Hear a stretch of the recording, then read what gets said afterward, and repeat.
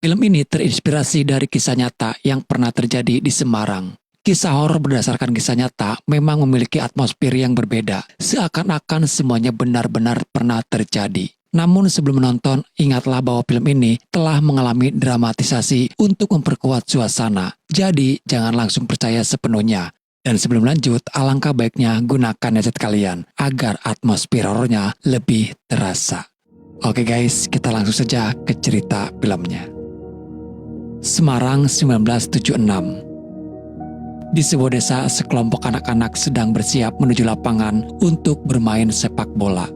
Salah satu dari mereka, Abdi, diperingatkan oleh ayahnya agar tidak pulang terlalu larut. Sore itu permainan berlangsung seru. Beberapa anak mulai pamit pulang. Tetapi Abdi dan temannya Sutrisno masih ingin bermain lebih lama.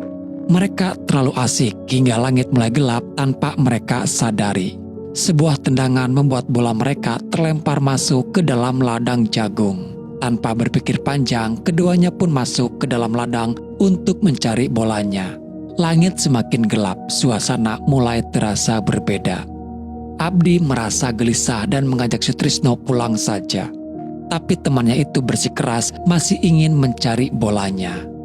Tak lama kemudian, suara asing terdengar dari antara tanaman jagung.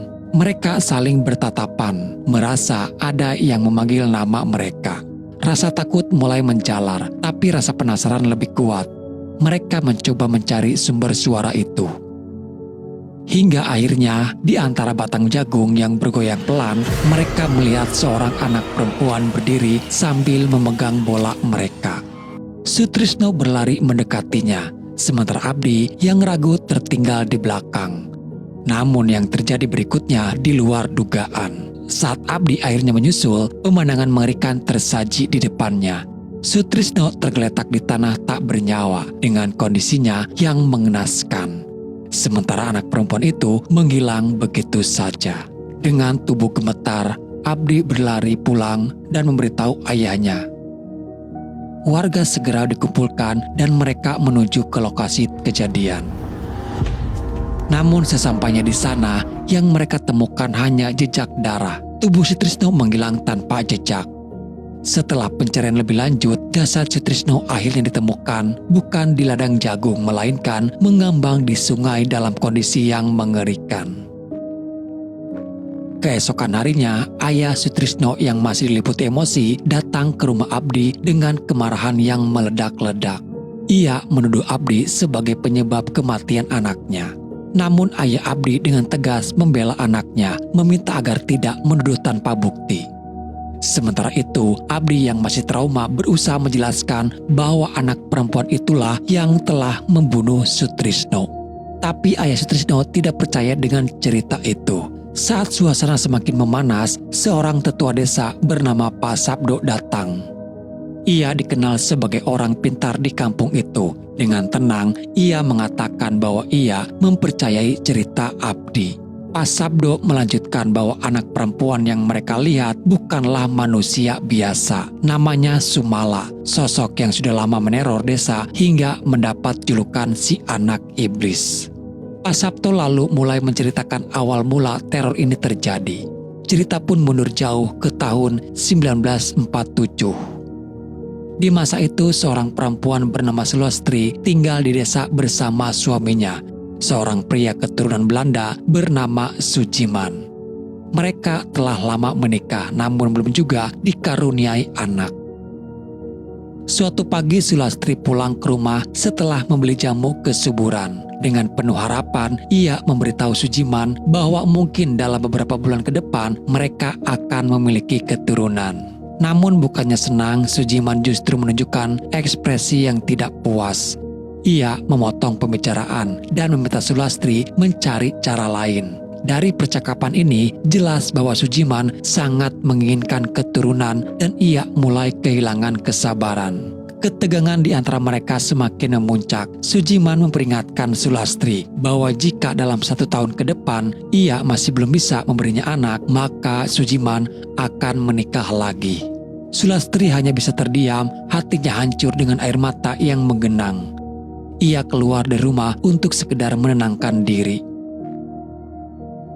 Saat itulah Sulastri mendengar percakapan dua warga desa yang membicarakan tentang Emak Tukina, seorang dukun yang dipercaya bisa memberikan keturunan. Warga itu mengatakan bahwa banyak orang yang telah bersaksi bahwa bantuan dari Emak Tukina benar-benar manjur. Karena keinginannya yang begitu kuat, Sulastri pun akhirnya memutuskan pergi ke tempat Tukina. Ia ditemani oleh Bosum dan harus menyeberang ke desa dengan menggunakan perahu kecil.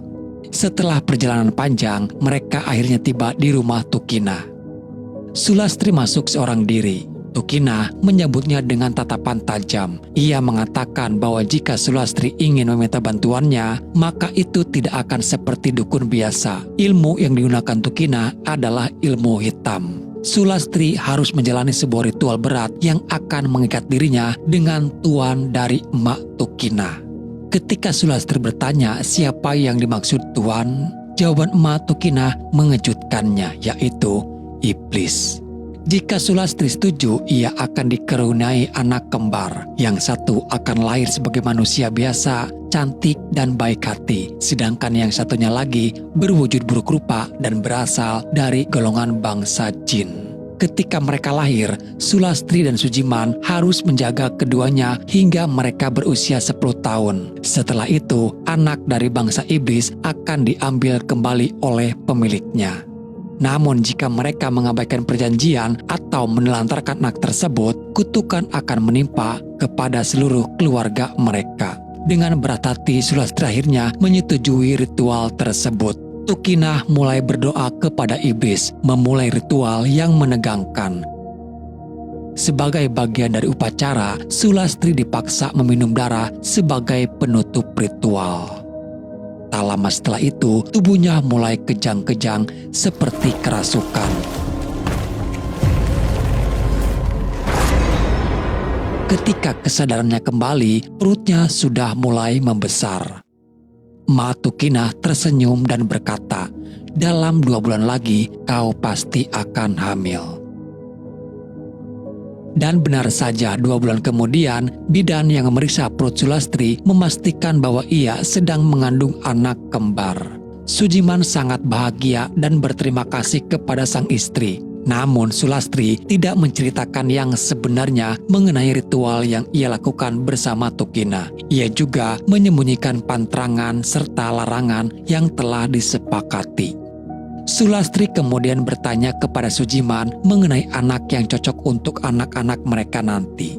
Sujiman memberikan nama Kumala untuk anak pertama, sementara Sulastri memilih nama Sumala untuk anak keduanya. Dengan penuh kebanggaan, Sujiman memanggil ajudannya Sukir dan menyuruhnya untuk menyampaikan kabar kepada seluruh penduduk desa bahwa Tuan Putri sedang mengandung calon penerus keturunan Sujiman. Beberapa bulan kemudian, malam itu Sulastri bersiap untuk melahirkan. Dalam proses persalinan, ia seakan melihat sosok iblis yang sudah menunggu kelahiran anaknya itu. Akhirnya, bayi pertama lahir.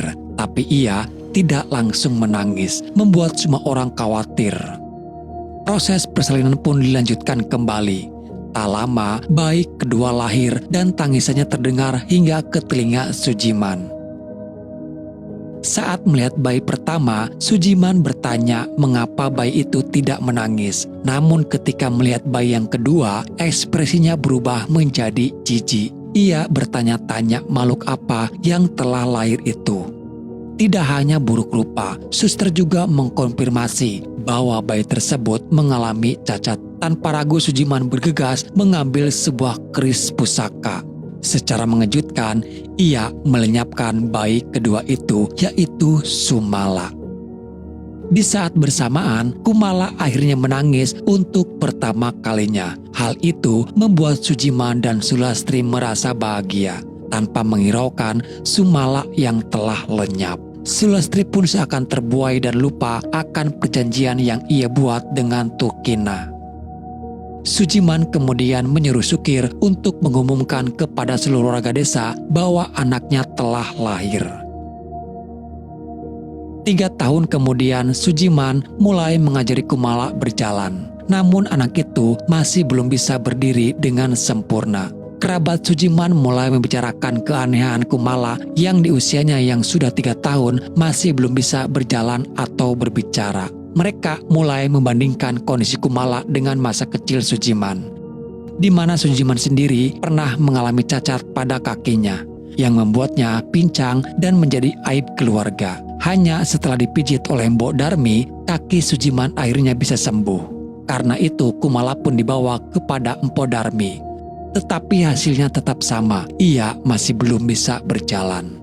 Barulah pada usia 5 tahun, Kumala akhirnya bisa berjalan, meskipun tetap pincang karena lahir dengan kondisi cacat.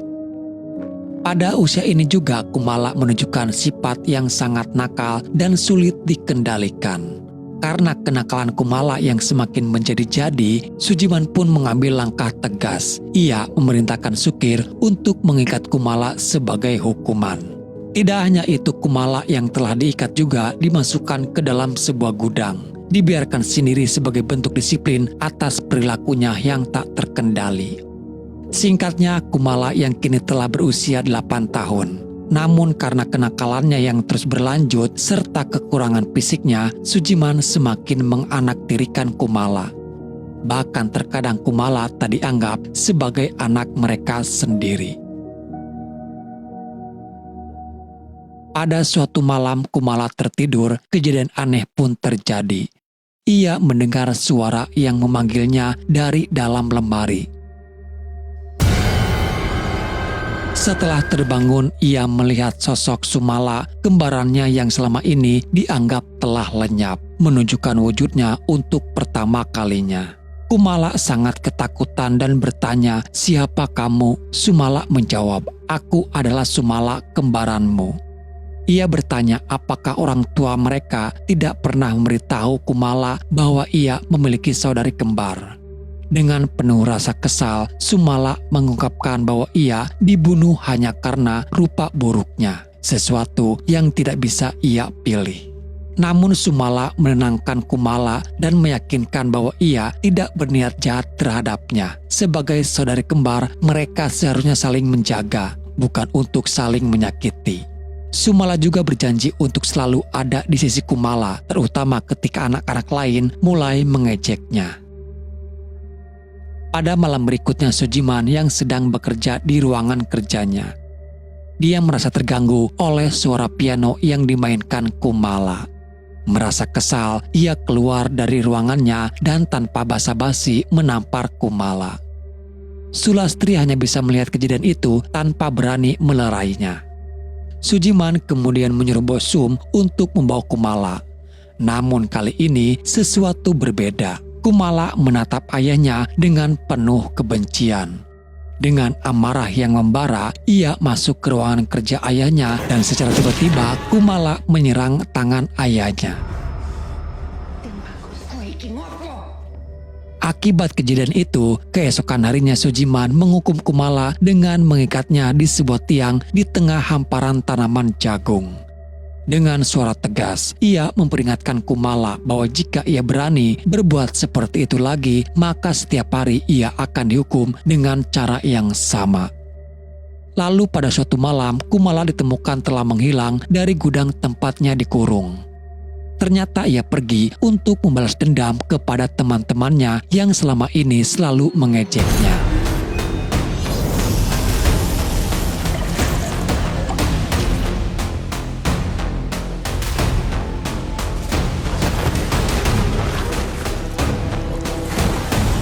Pada pagi harinya, warga desa digemparkan dengan hilangnya 3 bocah yang kemarin mengejek Kumala. Beberapa hari berlalu, namun mereka masih belum ditemukan. Kepala desa pun mengarahkan seluruh warga untuk memperluas pencarian. Saat para orang tua sedang rapat di balai desa untuk membahas pencarian, kelompok anak-anak lain yang juga sering membuli Kumala berkumpul di rumah Tono. Tak lama kemudian, Kumala muncul dengan wajah yang menyeramkan dan tatapannya mengerikan. Ia mengatakan bahwa dialah yang telah mengambil bola milik Tono. Anak-anak masih belum menyadari bahwa yang berdiri di hadapan mereka bukan lagi Kumala yang dulu. Mereka juga tidak tahu bahwa hilangnya 3 teman mereka adalah ulah Kumala. Tono yang marah karena bola itu dilemparkan ke arahnya hingga membuatnya kesakitan. Dia yang hendak memberi pelajaran kepada Kumala, namun saat ia mendekat, Kumala mengeluarkan sebilah pisau. Dengan cepat ia menyerang Tono. Anak-anak lain yang hendak membantunya pun mengalami nasib serupa. Dengan amarah yang tak terbendung, Kumala menghabisi Tono dengan cara yang sadis. Malam itu berubah menjadi malam penuh teror, di mana Kumala melampiaskan kemarahannya dengan menghabisi semua bocah yang selama ini telah menghinanya. Warga kembali digemparkan dengan penemuan mayat bocah-bocah yang hilang. Mayat-mayat itu ditemukan di berbagai tempat, ada yang berada di dalam hutan dan ada juga yang ditemukan di dalam sumur. Naasnya kondisi semua mayat yang ditemukan sangat mengenaskan. Tak jauh dari lokasi mayat-mayat itu, warga juga menemukan boneka milik Kumala di sekitar tempat kejadian. Hal ini membuat warga semakin marah dan berbondong-bondong menyerbu rumah Sujiman, menuduhnya sebagai pelaku yang telah melenyapkan anak-anak tersebut. Sujiman yang tidak terima langsung membantah tuduhan itu dan bertanya di mana bukti yang mengarahkan kepadanya. Salah satu warga kemudian menunjukkan boneka yang ditemukan di hutan dan menyatakan bahwa jika bukan Sujiman, maka pasti Kumala yang menjadi pelakunya. Namun Sujiman tetap percaya bahwa anaknya tidak mungkin melakukan perbuatan keji tersebut. Ia pun memarahi warga yang berani menyebut Kumala sebagai anak tidak waras. Dengan tegas, Sujiman menyuruh warga untuk bubar dan Sukiman berjanji akan menyelesaikan masalah ini langsung dengan kepala desa. Meski demikian, Sujiman mulai merasa ragu. Sepanjang hari Kumala selalu berada di dalam gudang dan dikurung di sana, sehingga seharusnya ia tidak mungkin bisa kabur. Untuk memastikan, Sujiman dan Sulastri segera menuju ke gudang untuk memeriksa sendiri keberadaan Kumala. Setelah melakukan penyelidikan, mereka akhirnya menemukan sebuah lubang yang menjadi jalan keluar bagi Kumala untuk kabur. Fakta ini mengejutkan Sujiman, namun ia masih sulit mempercayai bahwa Kumala bisa melakukan kesadisan tersebut. Di tengah kebingungan, Sulastri akhirnya memberanikan diri untuk memberitahu Sujiman bahwa pelaku sebenarnya bukan Kumala melainkan Sumala. Mendengar nama itu, Sujiman terkejut dan langsung teringat akan apa yang pernah ia lakukan terhadap Sumala di masa lalu. Sulastri menjelaskan bahwa Kumala sempat menyebut nama Sumala dan mengaku pernah melihatnya secara langsung. Menurut Kumala, Sumala selalu berada di sisinya kemanapun ia pergi, dengan wajah yang sangat mirip dengannya. Sulastri pun menyayangkan tindakan Sujiman di masa lalu yang tega melenyapkan Sumala saat masih bayi. Sujiman semakin diliputi perasaan bersalah ketika menyadari bahwa tindakan kejamnya kini berbuah teror yang menyerang warga desa. Tak lama kemudian, Sujiman menemui Kumala dan bertanya apakah benar Sumala yang membunuh anak-anak itu. Dengan suara lirih, Kumala mengiyakan. Ia mengaku sudah berusaha melarang Sumala, namun saudara kembarnya yang penuh dendam itu bersikeras ingin melenyapkan semua orang yang telah berbuat jahat kepadanya. Merasa panik dan tidak tahu harus berbuat apa, Sujiman segera menyuruh Sukir untuk memasung Kumala. Ia kemudian berpamitan kepada Sulastri untuk meminta bantuan kepada Pak Kasno, seorang guru spiritual yang selama ini menjadi penasihat keluarganya. Selama Kumala dipasung, Bosum yang selalu setia dan sangat menyayanginya tetap memberikan perawatan terbaik. Ia tidak menyangka bahwa nasib Kumala akan berakhir seperti ini. Kumala sangat berterima kasih atas perhatian dan kasih sayang yang diberikan Bosum. Namun dengan suara lirih, Kumala meminta Bosum untuk pergi. Ia takut kehadiran Bosum justru akan membahayakan keselamatannya sendiri. Dengan berat hati meskipun tidak tega, akhirnya Bosum pun meninggalkan rumah itu. Sementara itu, Sujiman akhirnya bertemu dengan Pak Kasno. Setelah melakukan ritual, Pak Kasno mengungkapkan rahasia besar tentang Sulastri kepada Sujiman. Ia menjelaskan bahwa Sulastri telah bersekutu dengan iblis demi mendapatkan keturunan. Ia mengandung anak kembar, satu manusia yang cantik dan satunya lagi adalah anak iblis yang buruk rupa. Mereka diharuskan merawat anak itu hingga berusia 10 tahun. Setelah itu, anak iblis akan diambil kembali oleh pemiliknya dan mereka akan hidup bahagia. Namun kenyataannya justru Sujiman malah melenyapkan Sumala. si anak iblis saat dia masih bayi. Karena itulah iblis sangat murka karena perjanjian yang telah dibuat telah dilanggar.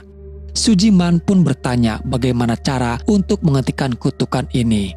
Pak Kasno yang kemudian dirasuki oleh kodamnya mengatakan bahwa tengah malam nanti akan menjadi sangat berbahaya. Hari ini adalah tepat 10 tahun usia Sumala, di mana ia akan sepenuhnya menguasai Kumala.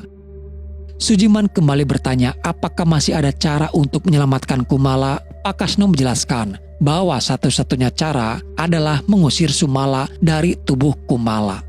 Karena jika tidak, selamanya Kumala akan menjadi Sumala si anak iblis. Pak Kasno juga memberikan sebilah keris sakti kepada Sujiman sebagai perlindungan jika Kumala melawan. Ia menyuruh Sujiman membawa Kumala ke tempat ritual sembari ia mempersiapkan proses pengusiran Sumala dari tubuhnya. Namun jika keadaan semakin berbahaya, Sujiman harus menusuk Kumala tepat di jantungnya. Kembali ke rumah, Sukir yang menjaga Kumala dikejutkan saat melihat Kumala telah lepas dan berdiri di luar kandang. Sebelum ia sempat beraksi, Kumala menyerang Sukir, mencekiknya dengan tali dan hampir menikamnya dengan sebilah pisau. Sukir berlari ketakutan ke dalam rumah, namun Kumala tetap mengejarnya dengan niat menghabisinya. Saat Sukir masuk ke dalam rumah, ia mencoba bersembunyi, tetapi Kumala berhasil menemukannya. Dengan tatapan kosong, Kumala melemparkan pisau ke arah Sukir, hingga ia terkapar sekarat. Meskipun Sukir meminta maaf, Kumala tetap melenyapkannya dengan cara yang luar biasa. Tak lama setelah itu, Sulastri mendengar dentingan piano. Saat keluar, ia melihat Kumala sedang memainkan piano dengan ekspresi menyeramkan. Seperti yang terjadi pada Sukir, Kumala berniat menghabisi Sulastri juga.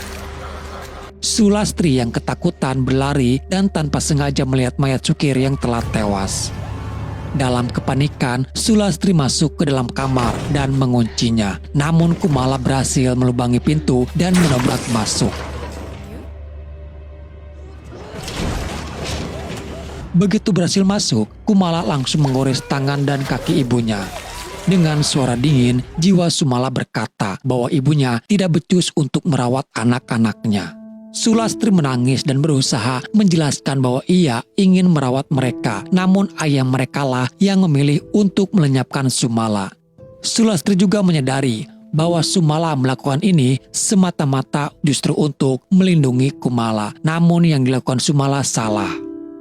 Dengan penuh rasa bersalah, Sulastri meminta maaf karena telah menelantarkan Kumala dan gagal menjadi ibu yang baik. Momen haru pun tercipta di antara mereka.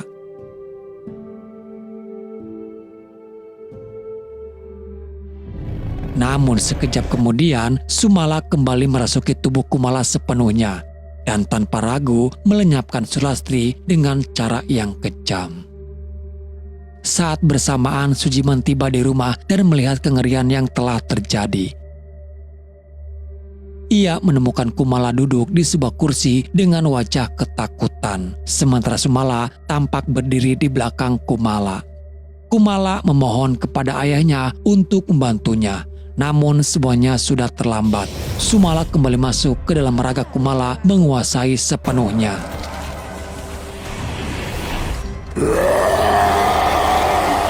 Sujiman yang ketakutan berusaha melarikan diri, tetapi ia terpleset dan jatuh dari tangga. Dengan menahan rasa sakit, ia bergegas keluar rumah dan membunyikan kentungan darurat untuk memanggil warga. Tak lama, para warga berkumpul di halaman rumah Sujiman. Dengan napas tersenggal, ia memberitahu mereka bahwa Sukir dan Sulastri telah meninggal. Warga yang marah berbondong-bondong masuk ke dalam rumah untuk mencari pelaku pembunuhan itu. Namun mereka tidak menemukan siapapun di sana. Pak Kades kemudian bertanya kepada Sujiman apa yang sebenarnya terjadi. Sujiman sendiri bingung dan tidak tahu bagaimana menjelaskan semuanya. Ia hanya tahu bahwa satu-satunya yang ada di dalam rumah tadi adalah Kumala.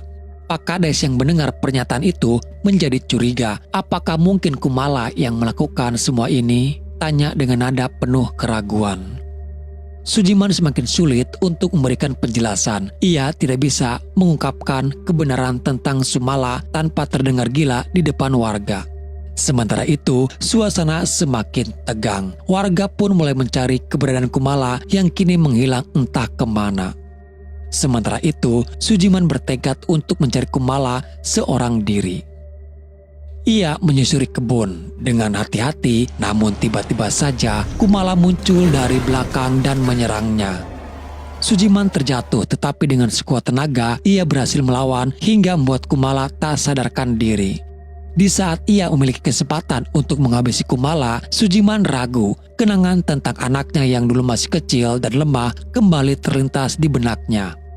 Alih-alih menghabisinya, ia memilih untuk membungkus kepala Kumala dengan kain dan bersiap membawanya ke tempat Pak Kasno.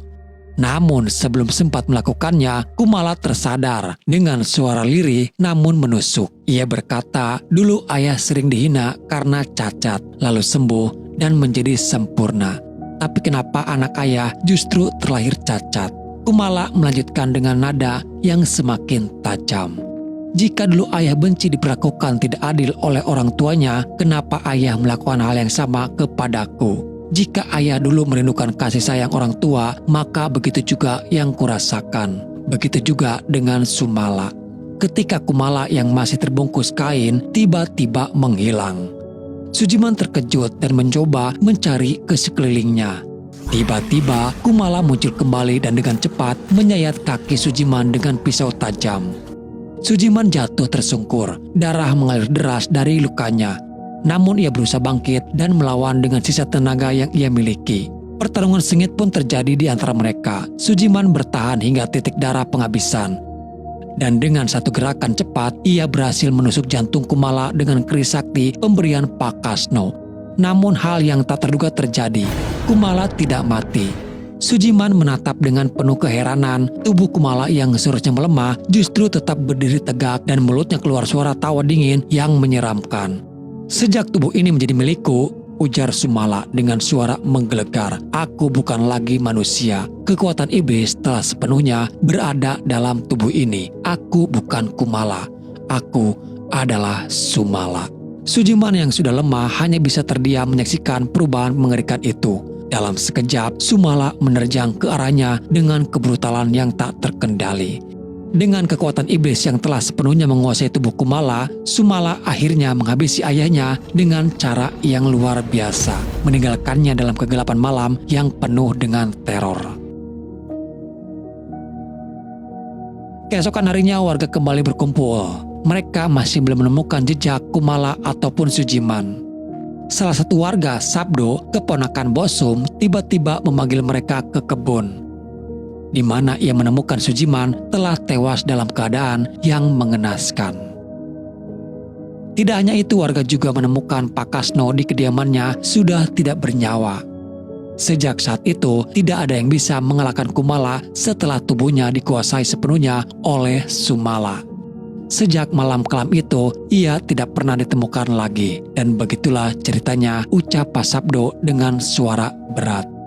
Sebagai penghormatan dan upaya agar Sumala tidak mengganggu, warga desa sering meletakkan sesajen di tempat-tempat tertentu. Mereka percaya bahwa itu satu-satunya cara untuk berdamai dengan arwah yang kini bersamayam dalam kegelapan.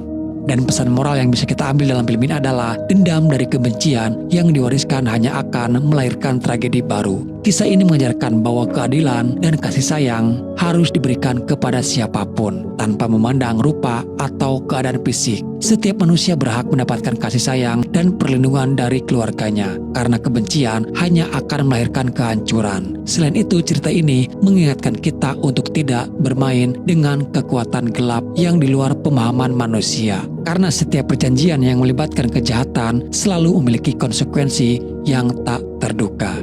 Dan di sini akhirnya film pun selesai.